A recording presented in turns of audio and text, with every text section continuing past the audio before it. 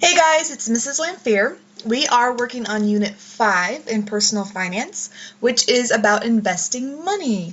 And I really enjoy this unit, and I think you will too, because we've been talking a lot about how we can save money, how we can kind of prepare for the future, why we save money, how to budget, and all that stuff. But now we get to learn how to make our money work for us. So how can we make our money earn us more money? And that's where investments come in. So let's get started. First of all, hopefully throughout this course you've been thinking about some of your financial goals, and particularly some long-term financial goals. So what do you want to achieve financially by the time you're 20, 30, 40, 50, 60? That's what you guys need to start thinking about now so that you can get some preparations in place in order for you to reach those goals by the time you reach that age. Have you thought about retirement? I bet many of you are rolling your eyes right now at this point, and I was too at your age. But we're going to kind of talk about investing and some interesting facts about investing early and why you might want to consider doing so for your retirement purposes. Have you ever thought about what age you want to buy your first car, your first house, your first boat, whatever it is you want to buy, what age you want to retire? Those are all things you need to start thinking about now so that you can get the money put in place in order to save and invest in order to reach those financial goals. You want to purchase a vacation home, again, a boat. What are your financial goals? So this is, again, what you need to start thinking about, especially when we get into this unit, because we're going to talk about how investing can help you reach those financial goals. Okay, investing. So like I said, we've talked about earning money, saving money, but how can investing your money help you achieve your financial goals sooner? Well, let's talk about it. With investing, you're making your money work for you. Money you earned will be more valuable over time with investing. It'll help you to reach your financial goals sooner. Make sure you watch the video on page 1. Let me drag this over. This is a really good video about why saving is smart and why we want to start investing early. So make sure you go and watch that video, and that kind of gives you a good introduction to investing. But we're going to talk about it a little more here as well. Okay, some terms you need to know before really diving into this unit.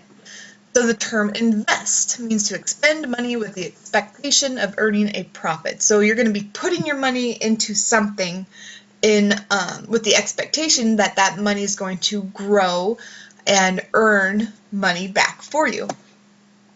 Interest is profit made on an investment. So I know we've talked about this term before in terms of like credit card interest, but that was interest that we were paying. So now with investing, we're looking at interest that's paying us. So interest is a good thing in this case. Principal is the original amount of money invested or loaned. And then compound interest is the interest paid on the principal and on the accumulated interest already earned. So we've talked about principal and compound interest already. If you'll remember in the banking unit, we talked about if you put $100 into savings, that's the principal amount. The amount that you contributed is the principal. And then as you earn interest on the principal and you earn interest on the interest plus the principal, that's what compound interest is. We talked a little bit about that in banking, so hopefully that kind of refreshes your memory a little bit. So again, these are some terms that you're going to hear me use throughout this unit as well. All right, so let's talk about different types of investments. First type of investment we're going to talk about is a bond. Some of you might already have some of these, maybe some savings bonds that your parents or relatives put into place for you.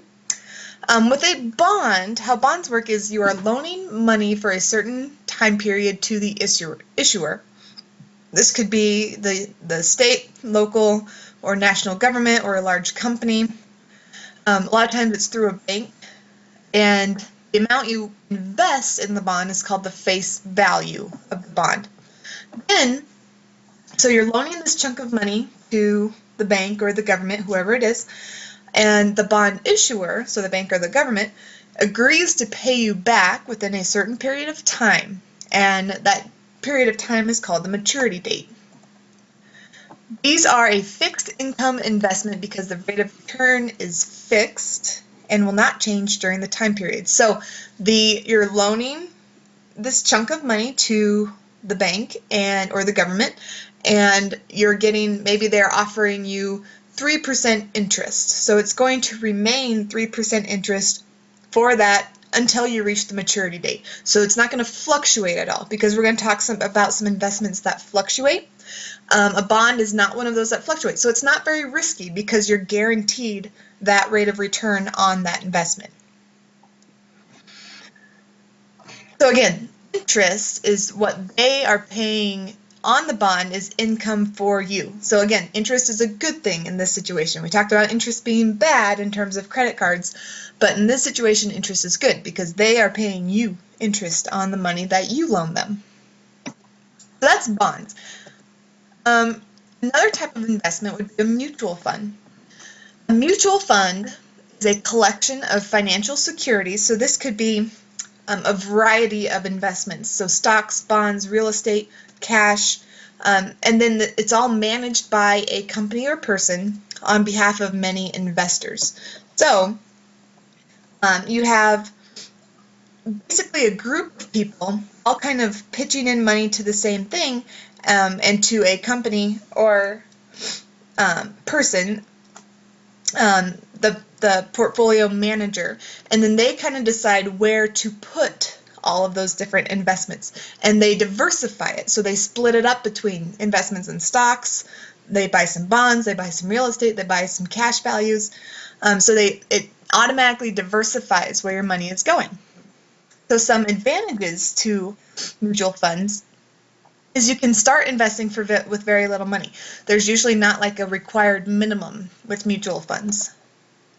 Another advantage is it automatically diversifies your investments. So again, it spreads it out into several different areas. So stocks, bonds, real estate, cash values, your money's being spread out to those several different investments. So I've said the term diversify several times now. Why do you think that might be important?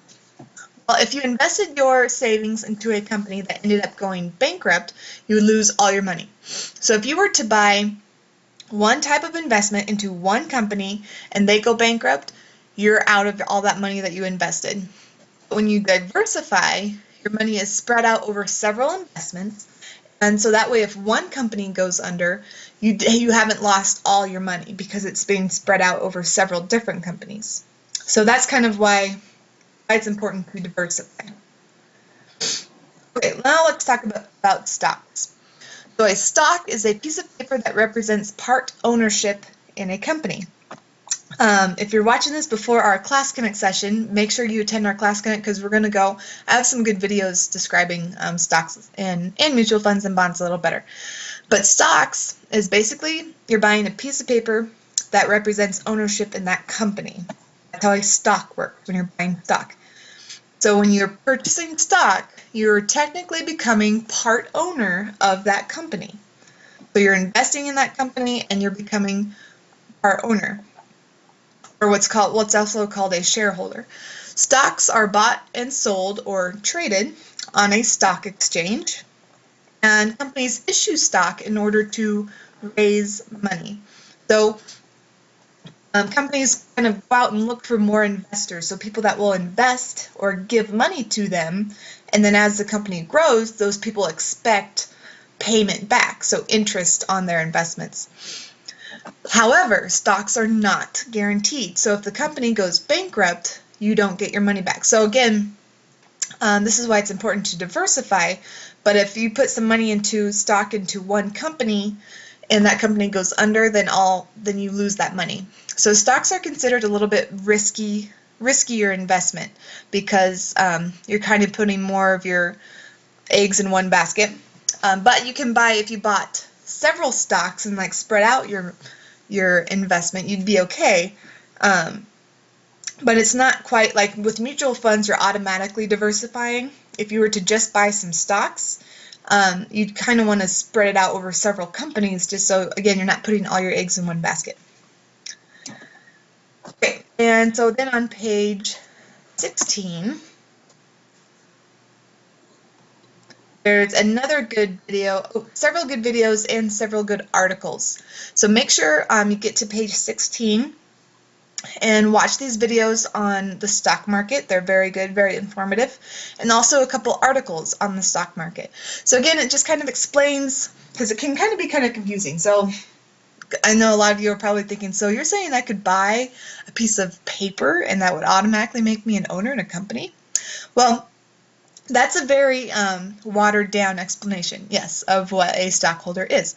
So read up on those articles and watch those videos to get a little bit more information on stocks and investments altogether.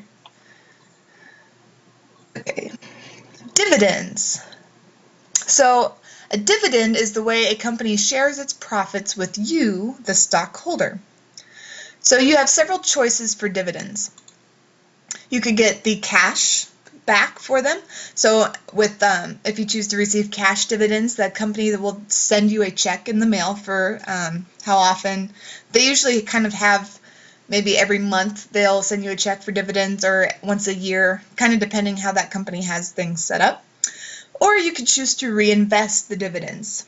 And then that money is used to buy additional shares in that company. So a lot of people kind of think, you know what, I'm not using that money. I don't need the income off those dividends. Let's just reinvest it and let that money grow even more. So it's kind of up to you on how you want to handle dividends.